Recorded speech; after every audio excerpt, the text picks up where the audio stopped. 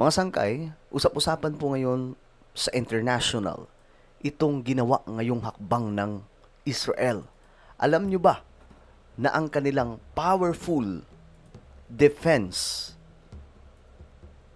na weapon, walang iba kundi itong Iron Dome, nandun na daw po ngayon sa UAE. Isang Muslim na bansa. Bakit kaya nila nilagay ito doon? Isa sa katanungan, aatakihin ba yung UAE ng Iran?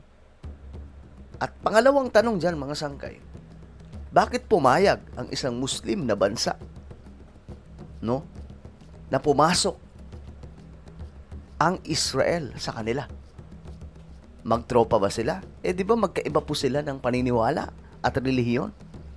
Pag-usapan po natin yan ngayon. Anyway, bago tayo magpatuloy, sa mga hindi pa po dyan nakapag-subscribe sa ating YouTube channel, makikita nyo po yung subscribe button sa baba ng video na to. I-click nyo lamang po yung subscribe, i-click ang bell, at i-click nyo po yung all. Sa mga nanonood po sa Facebook, i-follow nyo po yung ating Facebook page. So, welcome po sa Sangkay World Talks, kung saan dito lamang po natin pinag-uusapan yung mga nagaganap ngayon sa ating mundo. Alright? So, ngayon mga sangkay, ito po ang balita. Usap-usapan po ito ngayon. Nag-deploy nga raw po ang Israel ng Iron Dome papunta po sa UAE. Bakit kaya, mga sangkay? Matthew, stay with us, please, as I'll be joining back with you very shortly. Reportedly, Israel deployed an Iran Dome battery to United Arab Emirates. So, nag-deploy. Totoo nga po, mga sangkay, ayon po dito sa international media. Early in the war with Iran, warning along with troops to operate it, marking the first time the system has been sent to another country outside Israel and the US. Okay, another first time po ito. Ayan po.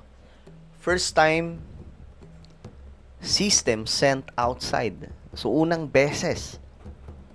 At ang unang beses na to, dun pa sa isang Muslim na bansa. Bakit kaya?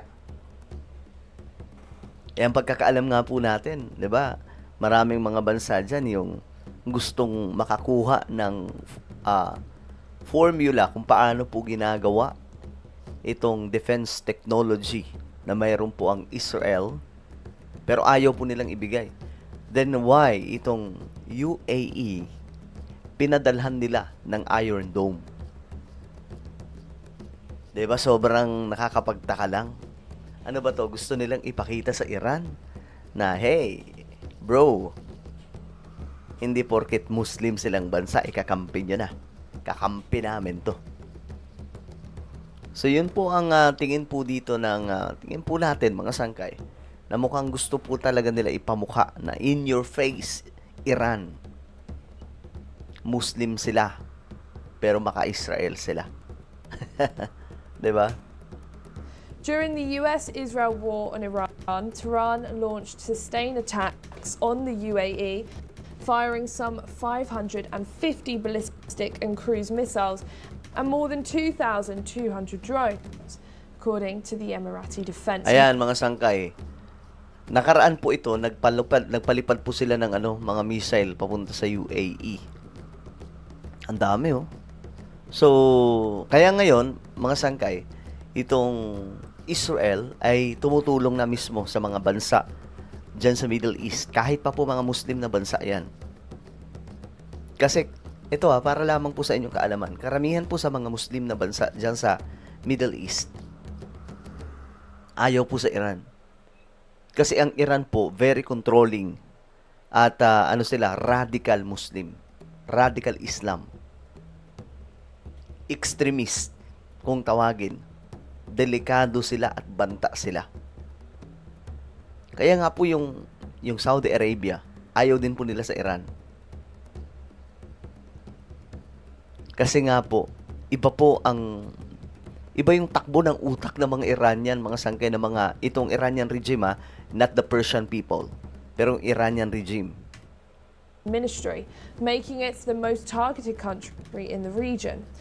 While most projectiles were intercepted, some struck military and civilian targets, reportedly prompting Abu Dhabi to seek assistance from allies. Grabe, no? Yan po yung Iron Dome. Yan po ay nakakapag-detect. Para po silang pag may paparating, nadidetect po kaagad nila. Ganyan po kaganda itong defense system ng Israel. Ito yan mga sangkay. Tingnan po ninyo. Naalala nyo dati, ayan, paano po sila sumasalo? Yung mga galing sa baba na mga nakikita nyong ilaw, yan po yung Iron Dome. Sila yung sumasalo sa mga missile. Ayan o. Yan. Yan o. Ito mismo. Yung umaakyat. So, hindi na po siya tumatama sa baba. Ganyan po ka-high-tech ang defense system nila. O, tingnan po ninyo to.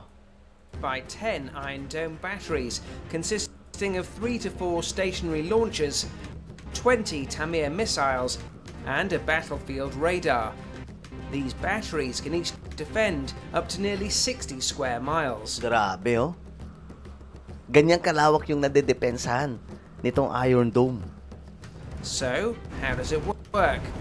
Incoming threats like Hamas's barrage of rockets fired at Israel from Gaza. Oh, ayan. Ganyan po siya, ha.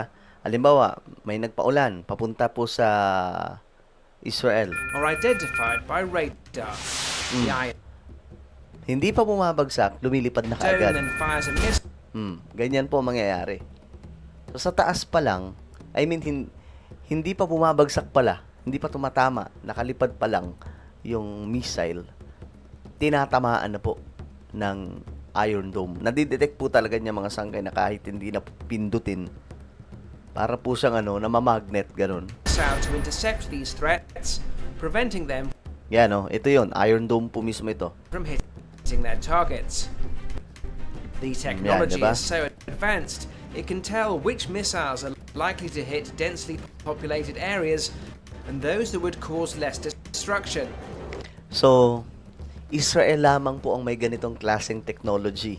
At ang pagkakaalam ko, mayroon din po yung US, parang binili po nila sa Israel itong Iron Dome. So, ganyan po ka-advance when it comes to technology pagdating po sa military itong Israel. Ngayon, inilatag na daw po ito doon sa UAE para daw po makatulong kung sakasakaling itong Iran ay magsasagawa na naman po ng mga pag-atake sa kanilang bansa. Kasi grabe itong ginagawa ng Iran, kahit po mga kapwa nila Muslim na bansa, inaatake nila eh.